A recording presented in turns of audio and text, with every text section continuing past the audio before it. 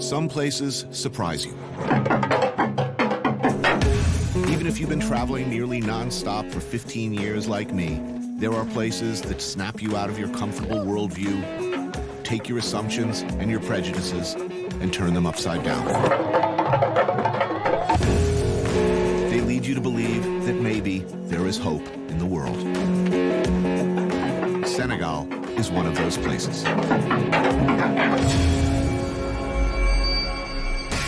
I took a walk through this beautiful world, felt the cool rain on my shoulder, found something good in this beautiful world.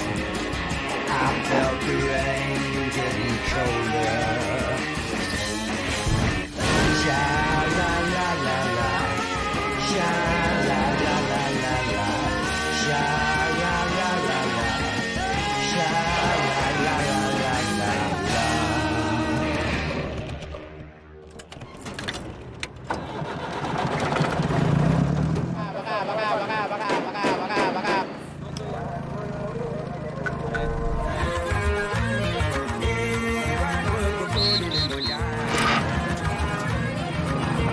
At first, you see what you see in so many places in Africa. The noisy streets, busy markets, the controlled, consensual chaos of daily commerce.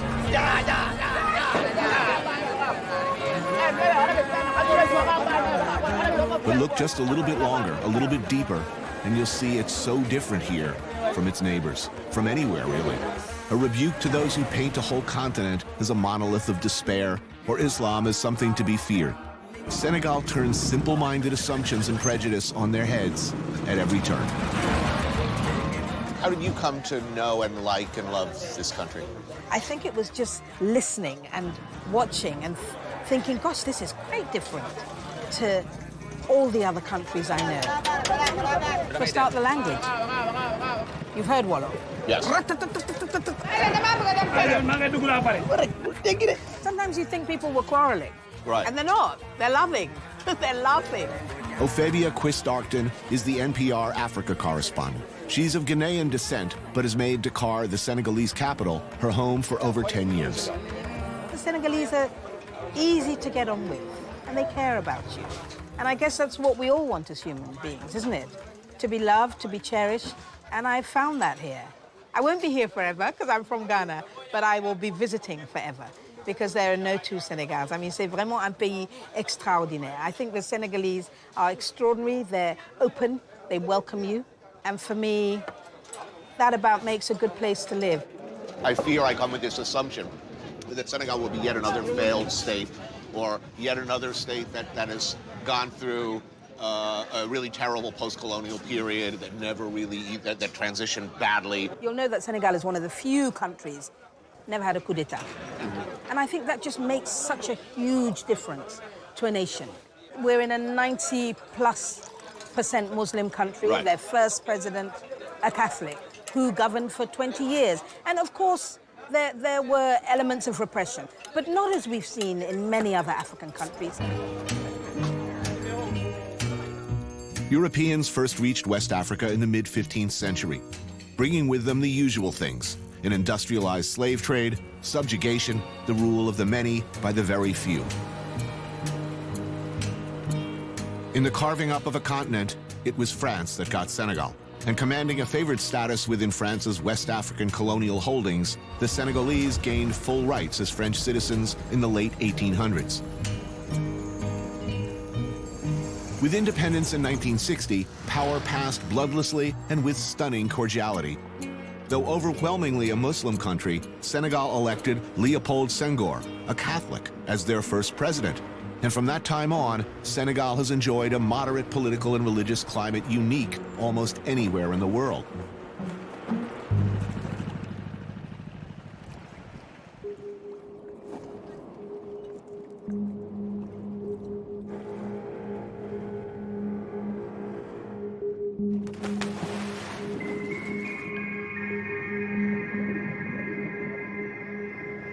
Well, food is great when cultures meet, you know, because the colonial power brought their food culture. I think that's what makes great food. And Senegal is great for that because of its geographical location. It's a crossroad. I think that's what makes the food quite unique here. Pierre Cham is a chef, restaurateur, and cookbook author who was born and raised here in Dakar. His books are absolutely fundamental references when investigating Senegalese cuisine. This is Senegalese favorite fish. It's called chof.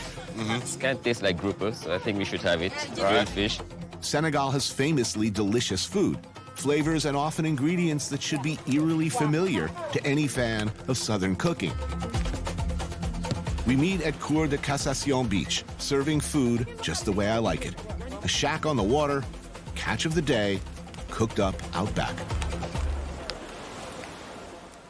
This whole thing is illegal, actually. Right. They don't have But a I mean, they license. continuously operate. I mean, it's But every once in a technically- while I come and it's closed, the police shuts them down. right, and then they come And back. then they come back, you know. Oh, these are supposed to be good, right? This is local beer. It's It's local the finest of the local beer. Well, it's considered the people's beer. It's the cheapest one. Oh, well, Yes. figures. I'm a cheap date. You want to hide these? Actually, they just put it under the table, You actually. know what I'm going to do? Yeah. Cheers, man. Cheers. Welcome to Dakar. Thank you. So, I'm really interested in your story. I mean, you were born here, Yeah, right here, Dakar. right here in Dakar. Yeah. Went to New York. Yes. I mean, I'm jumping ahead some, but First job in New York was a restaurant job, like Of course. every immigrant. Right. You know, I was a busboy actually, but from a busboy, just fell in love with what was happening behind the kitchen because, you know, I come from a culture where kitchen is a women activity, you know, so it's like I'd never seen men cooking. what was the type of cuisine you were learning? Mostly American, continental American, and Yeah. then it turned into Jean-Claude was French bistro. Right. From Jean-Claude, boom, opened around the corner. It was like early Wait a minute, 90s. boom, on Spring Street. On Spring Street. Okay, wait a minute. Now, I used to work at that store.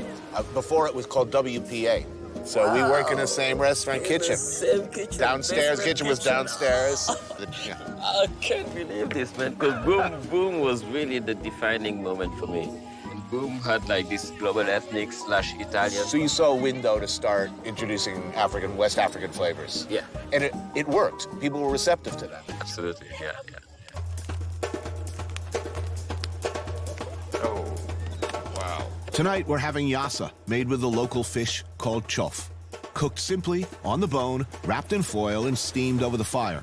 Served with a mignonette-type sauce of onions. Oh, yeah. Grilled mussels, sea urchin. Grilled mussels, cool. Yeah. Oh, that's good. I'm starving. I mean, I'm really hungry. So, what distinguishes Senegalese cuisine from the neighbors? I think we have the best food in the continent. You've traveled in the American South? Yeah. I mean, you notice some things about the food? That's familiar. It's familiar. I mean, look, like shrimp and grits. Okay, I mean, I've eaten shrimp and grits in Africa many times. I mean, they call it something else. Exactly. I think the most interesting part of American food is our contribution. How did you feel when you first turned on TV and you see some, rich white lady and she says, well, we're about to do, this is an old family recipe, an American classic, a traditional favorite. And I said, wait a minute, that's mine. that's mine. I mean, happy, proud, pissed off, what? Oh yeah, proud, happy too. No, not pissed off. No, I wasn't never pissed off. I thought, I think food is such a great way of uniting people, It's like breaking barriers.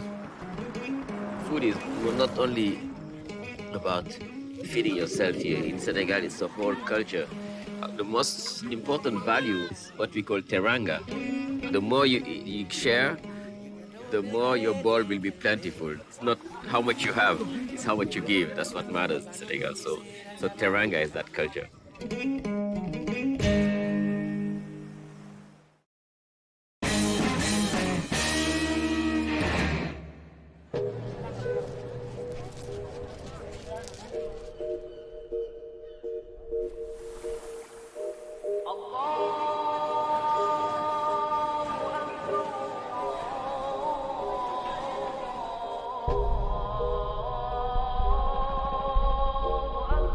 The call to prayer, 5 times a day, every day, but Friday at 2 p.m. is the most important.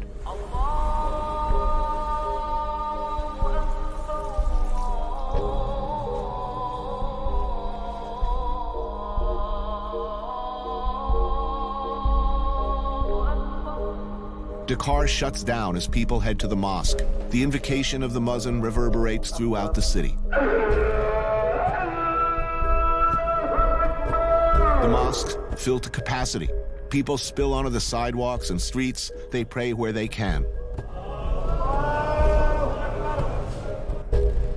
In Senegal, the majority of people are Sufi Muslims, practicing a mystic form of Islam, which is often considered more tolerant.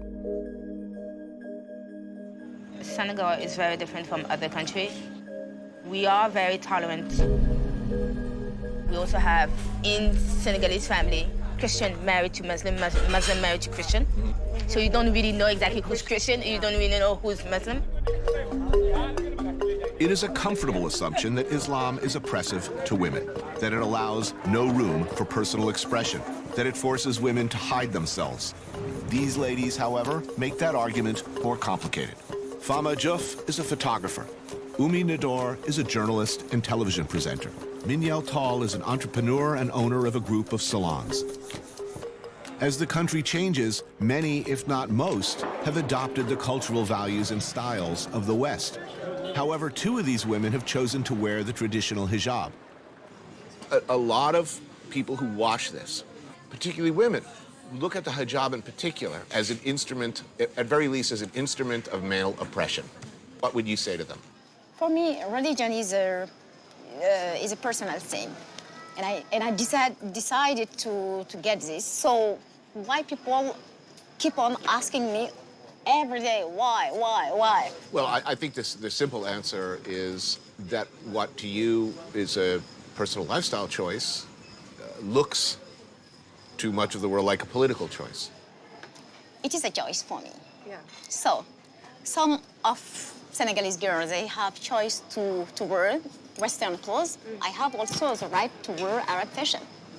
In a way, the reason behind it for every Muslims will be modesty. Whether you come from a rich background or a poor background, people should not judge you on the way you dress. She doesn't want you to be like, oh my gosh, I loved her hair. Oh, the earrings. Oh, the watch. No. You see us as something threatening, but we are just here in peace. What about women's roles here traditionally?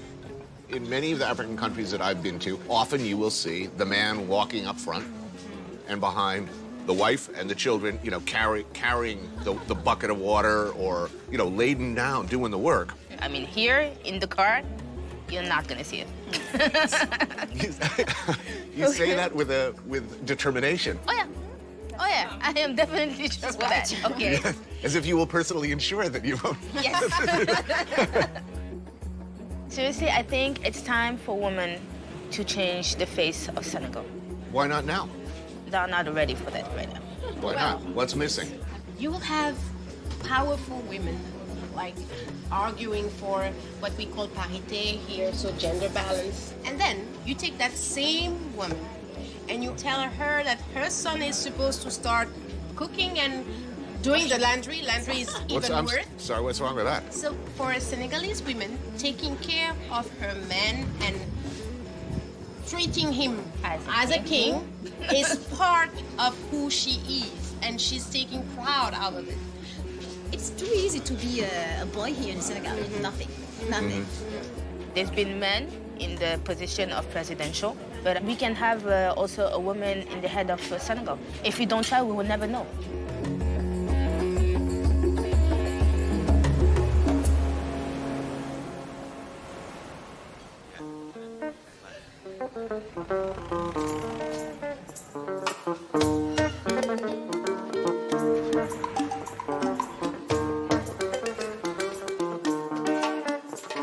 Sometimes we get lucky. We get to do things on this show just because it's a show that are frankly awesome. Like this, a small restaurant in Dakar, the delicious smells of Senegalese cooking coming from the kitchen, a band. Si madu umuge nangana lo fete madu nyanga duga nangana lo fete.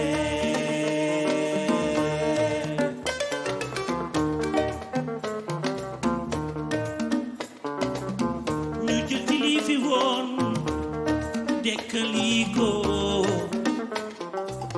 Jelati fi tay bolé ko muju so lege si biru ganane yunu boko.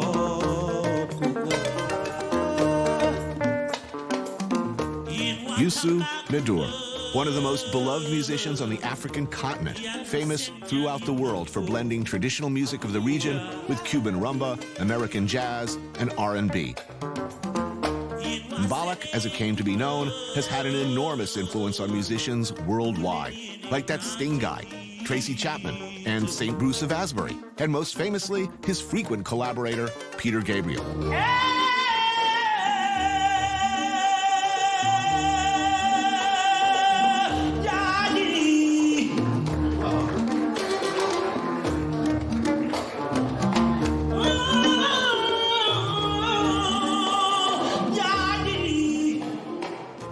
People start to talk about you when you were age 12, when you started to perform professionally. Yeah. But did you come from a musical tradition? My mom, she's a griot. Griot are the storytellers. They are also singers, rappers, and everything. And I grow with my grandmom. She was a big singer. She gave me a lot of things.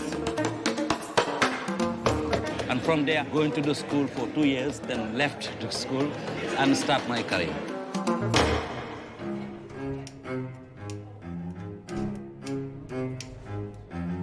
Tonight we are having a beef mafe, which is a stew thickened with ground peanuts. There are similar preparations throughout West Africa, but the Senegalese version is particularly great.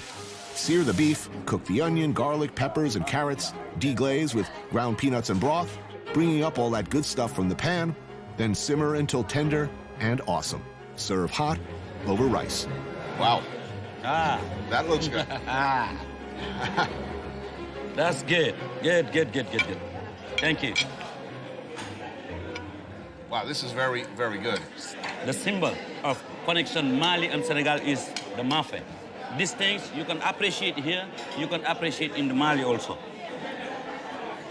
So what's the future? Future? The future, 20 years from now. Where will Senegal be? What I hope is in 20 years, Senegal is going to be the place for great and big contribution of what we call Islam.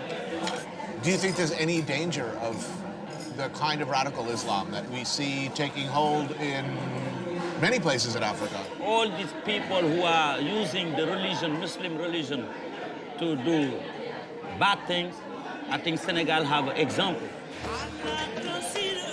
I think this country have models of the religion. This country, you know, you are here, I'm doing my local bisap, and you are with your beer. In country, 95% Muslim.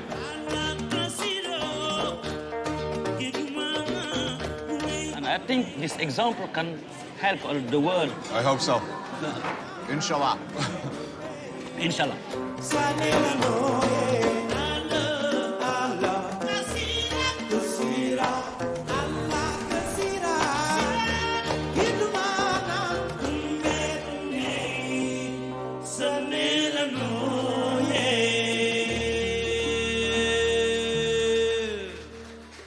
Jërëjëf. Merci. Thank you.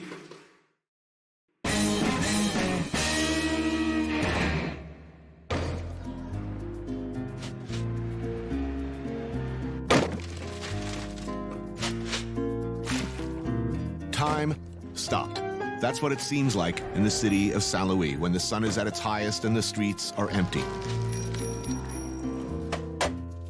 160 miles up the coast from Dakar, the one-time capital was a hub for all French West Africa, an important port at the mouth of the Senegal River. S'il vous un baguette comme ça. Every culture has an iconic, much-loved street food, the kind of thing you yearn for when you're away. We have our dirty water hot dogs in New York. Here, they have nadambe. Nambe, s'il vous plaît. What people have described as a bean sandwich, but what is really a spread of spicy lentils on a baguette. You buy your baguette at the bakery, bring it over to the nice lady. She slathers on the good stuff, and there you go. And it is indeed addictively delicious.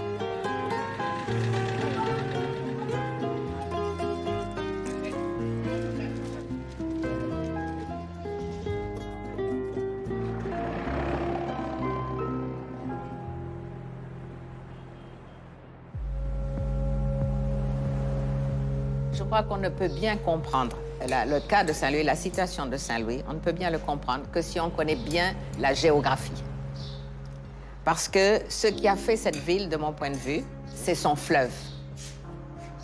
Parce que c'est un fleuve qui dessert 5 États, 5 pays. Mali, Mauritanie, Sénégal, bien sûr, Guinée.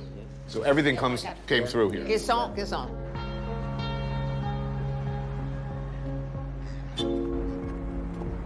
Attitudes about many things are decidedly different here. Where many post-colonial cultures are ambivalent or conflicted about their bloodlines, picking black or white to identify with, here people are proud of who they are and where they came from. All of it. I'm curious why the post-colonial experience in Senegal is so different than the post-colonial experience almost everywhere else. I think that the pre-colonial and the colonial experience in Senegal is different also. Not only the post-colonial experience, because Saint-Louis had lots of influences, I think. Arab, Portuguese. Before that, Portuguese and English first. Yes. They were here. And after that, from the Morocco. My feeling also is that because we're at the crossing of various roads, independently from the colonization period, makes the Senegalese people very open-minded, very good negotiator also. Marie-Caroline Camara is a Saint-Louis métisse. Senegalese father, French mother, and she's hosted a lunch with some friends and colleagues, all of whom consider themselves Senegalese first, before anything. And my feeling compared to other African countries is that maybe it's come also from the Wolof women, because the Métis family here, people were really married. But at least between Wolof and other groups. You know, compared to West Indies, where even if people had, some white people had children with their slaves, they were not recognized. Here, all these children and unions were recognized. Yes. So for me, that is very special. The most richest in Senegal is our culture. It's not petrol, oil, or other thing. I think that is our culture, our type of life, our customs. Music. Music, yes, our culinary art. Okay, so we're eating mulet farci à la Saint-Louisienne. Lovely. It's a big fish from the river. Mullet farci, stuffed mullet, the fish deboned and filled with a seafood farce of fish, herbs, vegetables, and bread, and baked. It's an amazing meal, delicious. Amazing meal? Yes, really good. So, how are things in Senegal today? How things? What kind of things? Is the environment good for business in Senegal now? Is it getting better? I mean, there seems to be a lot of money coming in Dakar. You see buildings going up. Somebody's building. The key thing for me will be the development of businesses. And because when you look at all these young people in Saint-Louis, and there is no companies to employ them, let the young people take a big part of the power, which is not in our tradition, but we need the young people to be strong. If you could compare yourself to someplace else in another major city in the world. Yes. The New York of Western Africa? The Hong Kong of West Africa. Oh, no, ouch. Yeah, you're right.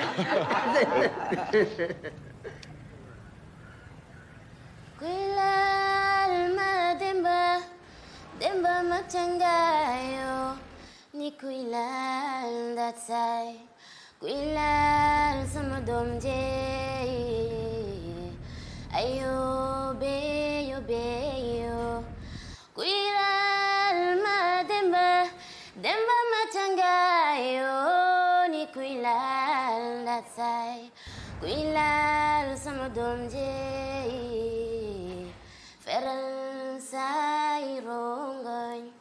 C'est trop beau.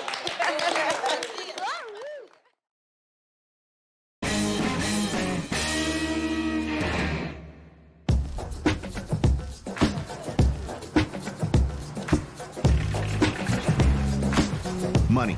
You like it, I like it, we all like it. And there's a flood of green pouring into the developing world. Greed-head foreign speculators for sure, but also entrepreneurs, often educated abroad, but returning to build businesses around a growing middle class. Telecoms to financial institutions to the restaurants that grow up around them. Maquis were once neighborhood working-class dive bars. Now, many are becoming more respectable drinking establishments. The Brooklynization of Africa begins. Cheers. I joined Pierre, his film professor brother Christian Cham, and their friend Patma Jauji, a local businessman. Who is joining the middle class in Senegal? Where are they coming from? Most of the people are local people who now get proper training. Right. And then you have a small group of guys like us who went abroad and are coming back. Now, a phenomena that I have seen in other countries in West Africa is one where people leave either because of war, oppression, necessity, financial, education, and when they come back, there is resentment. How do they feel about people like you who go and come back? You know, unlike most other places, over here, there's a tremendous amount of pride in your family. Senegalese rarely go and just cut off. Yeah, it's true. No, that's true. But in addition to people who go, they send money back home. There's more money coming from the immigrants than the money that we receive from the World Bank or IMF or everything like that. Why is this the case in Senegal? Where does this attitude come from? It's just the nature of the social fabric. It's not an individualistic society. What about the French colonial experience? That too, was it different than? It's very different from Senegal to the other countries. Because the French used Senegal as their as their anchor for their colonial expansion. The French then said, okay, you Senegalese, we're gonna train you up to borderline high school education, and you're gonna be the forefront, the fulcrum of our administrative service.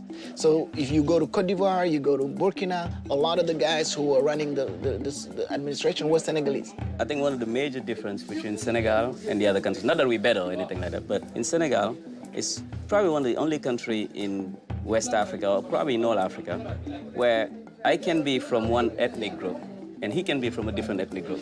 But we can talk without French, using a local language and understand each other, because everybody speaks Wolof.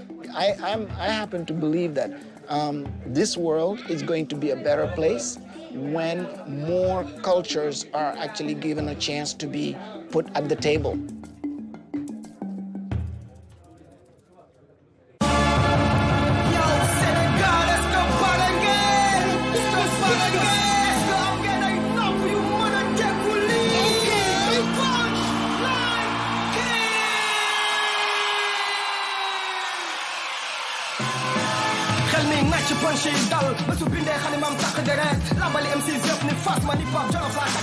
Each generation has its mission.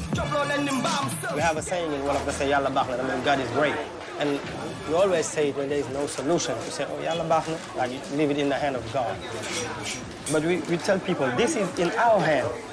This is our future and the future of the next generation coming. As relatively good as things have been for Senegal, democracy, as it turns out, requires regular maintenance, diligence needed, and the willingness to stand up.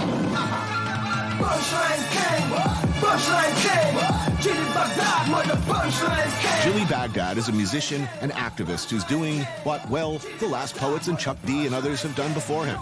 Say things that are important, loudly, and often.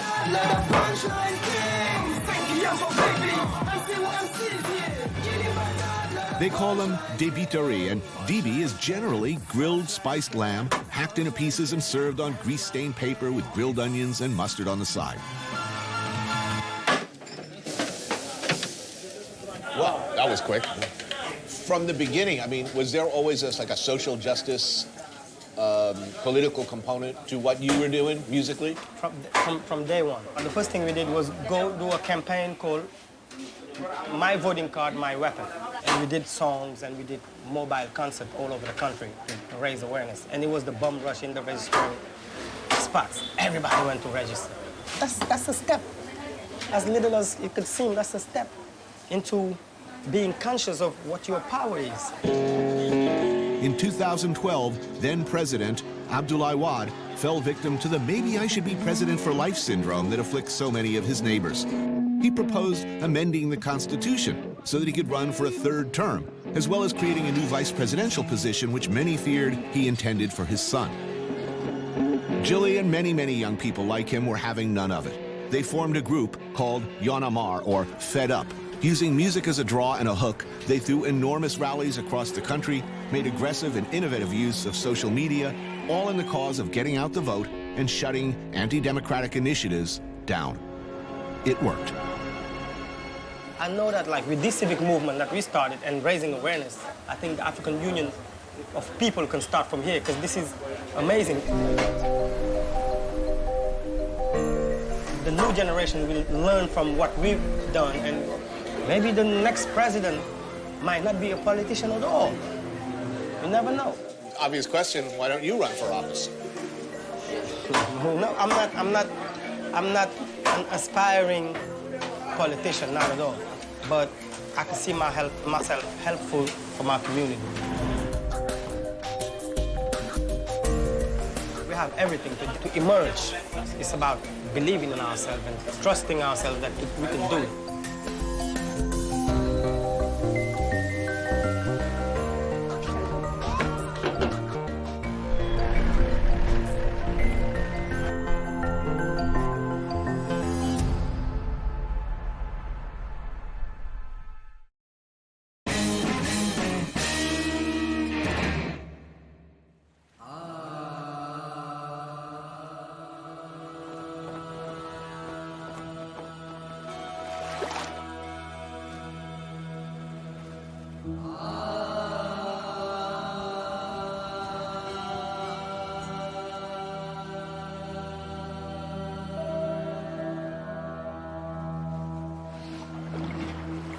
Lac Rose, known for its pink hue and salt harvesters, sits near the Senegalese coast.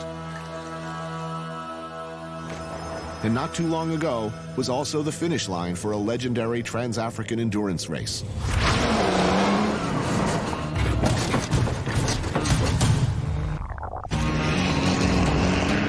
Okay? Yeah, great. No problem.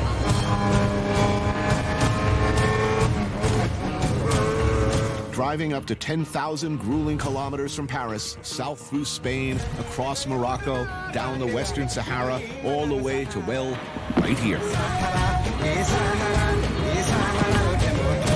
The Paris-Dakar Rally tested its drivers like no other race, sometimes driving over 20 hours a day over ground like this. So this is the same road that the rally Paris-Dakar took. Jean Hazard is a Senegalese of Lebanese descent who grew up here watching the final stretch of the race. It was a galvanizing event for him. He has since completed the race himself 3 times. So when I was young, I came with my parents to see the arrival of the Paris-Dakar race. Yeah. That's why I like to make races. It's been 8 years since specially modified true off-road vehicles with powerful engines and cutting-edge designs roared across the desert and through tiny African villages.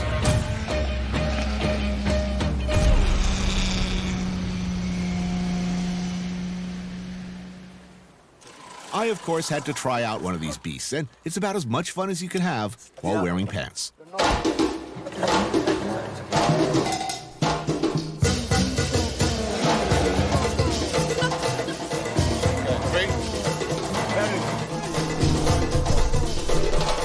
Where am I going? Good.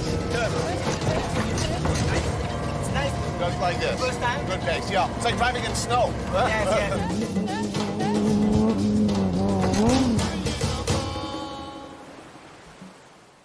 After terrassing around for a few hours, it's traditionally chicken and beer on the beach. We're joined by Jean's fellow Paris-Dakar racers, Mamles Jallo and Abdou Cham. My friend Mamles made 12 times the Paris-Dakar. 12 times? With bike. Motorbike. On a motorbike? Yeah. Wow. So what happened? It stopped in... The last race was in 8. 2007. Yeah. In 2008, we were at the start, and we didn't start. That's right. We didn't start. They canceled the race. In 2008, officials shut the event down with racers from all over the world at the starting line, a response to the murder of 4 French citizens in Mauritania and to the discovery of potential terrorist threats against the race in the region. The race, now called the Dakar Rally, was moved off the African continent and currently runs much of the length of South America. But will it come back? What do you think? Here in Senegal? Yeah. Never. Whoa! I hope so. Never. Why? Why never? Because these people, when they live, they did it not in a fair way. So you think they don't deserve to have it back? No. But is there still racing here? Within the country? Within Senegal? I mean, you race. We have, after South Africa, the second circuit in all over Africa. It's very, very, very important for us, for Africa, and it's exceptional for us. How do you like the chicken? It's okay? Oh, man, it's good. Are you kidding me? Hitting it hard. So you told me before that if I wanted to, I could get in the car and drive to Saint Louis. To Saint Louis. That way. How long will that take? C'est plus court. Flat out. An hour and a half. Let's go. Let me finish my chicken.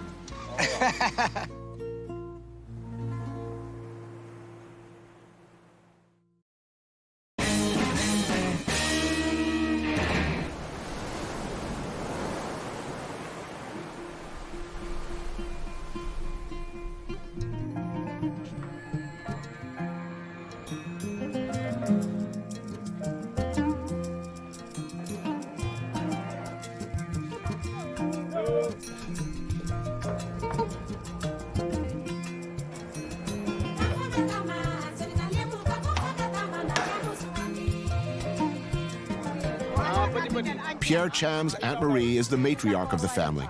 She often hosts uncles, aunts, sons and daughters, friends and relatives from near and abroad. Teranga is hospitality. That's the translation. But it's the most important value is really the way you treat the other. Love. You receive love. That's what Teranga is. So today you are our guest, so you'll be treated with our national dish. Everyone comes together, often over this iconic dish, chebujan, which in Wolof means simply rice with fish. It's pretty much the national dish of Senegal. Today, it's Senegalese grouper, scored and stuffed with a mixture of garlic, parsley, and peppers, then slow-simmered in a hearty tomato broth, infused with a funkatizing goodness brought by fermented conch and saltfish, served over rice and vegetables. I'm going to watch you, and I'm going to do what you do. Let's do it. Let's go. The meal is eaten from one communal platter, an experience both fun and instructive, sustenance and life lesson. Oh, that's good. Oh, that sauce is awesome. Normally, children are not allowed to talk and to go too far in the middle of the plate. So they got to eat around the edges? So you will have an adult, the mother or an aunt or something, cutting pieces of fish or meat for them. It's a way to teach them to be content with their portion. You know, not only children, but everyone. You have to imagine a triangle in front of you, and that's the triangle that is your limit to the bowl. Right. You have to chew slowly. You have to be patient. So all these values are taught when we eat around the bowl. So if I were looking for a metaphor for a Senegalese society, this would be it? This is it. This is Senegalese society. Senegal is a special country.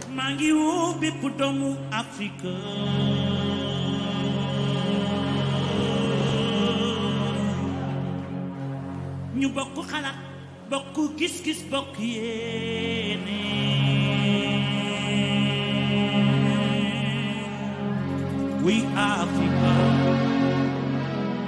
A few years back, I got the words, "I am certain of nothing," tattooed on my arm.